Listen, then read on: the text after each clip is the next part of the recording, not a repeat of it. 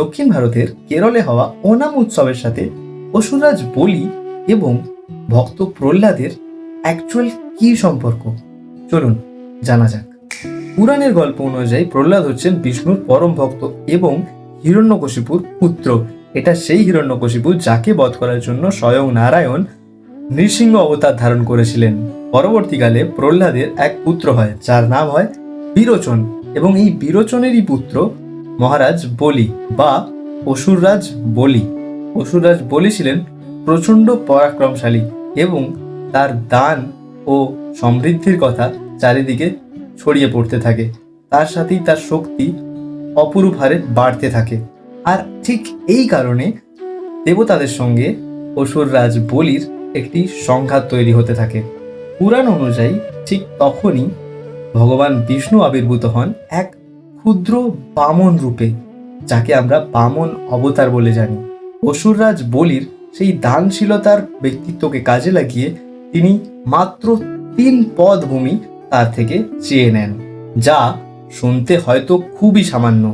অসুররাজ বলি এতে রাজি হন এবং সেই ছোট্ট বামন ফিরে আসে তার প্রকৃত রূপে। প্রথম পদ ছড়িয়ে পড়ল সমগ্র পৃথিবীর উপর। দ্বিতীয় পদে অতিক্রমণ করলেন আকাশ। অসুররাজ বলি বুঝতে পারেন ইনি সাধারণ কোনো বামন নন, ইনি স্বয়ং বিষ্ণু। কিন্তু প্রতিশ্রুতি অনুযায়ী এখনও 1 পদ ভূমি বাকি রয়েছে, দেওয়ার মতো জায়গাও আর বাকি নেই। তাই অসুররাজ বলি নিজের কথা রাখার জন্য তার মস্তক দান করেন 3য় পদের জন্য, এবং সেই 3য় পদের চাপে তিনি পাতালে প্রবেশ করেন। কিন্তু গল্প এখানে শেষ নয়।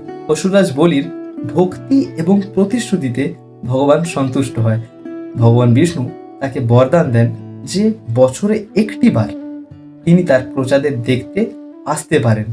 এবং দক্ষিণ ভারতের কেরলে হওয়া ওই লোক ঐতিহ্যই হচ্ছে ওনাম উৎসব, যা মহারাজ বলির ফিরে আসার আনন্দে কেরলবাসী করে থাকেন। তাই ওনাম শুধুমাত্র একটি আনন্দ উৎসবই নয়, এটি অসুররাজ বলির প্রজাপ্রেম, দানশীলতা ও ভক্তির প্রতীকী স্বরূপ। আচ্ছা, আপনি কি অসুররাজ বলি এবং ভক্ত প্রহ্লাদের মধ্যে থাকা এই সম্পর্কের ব্যাপারে জানতেন? জানলে নিশ্চয়ই আমাদের কমেন্টে জানাবেন। ধন্যবাদ।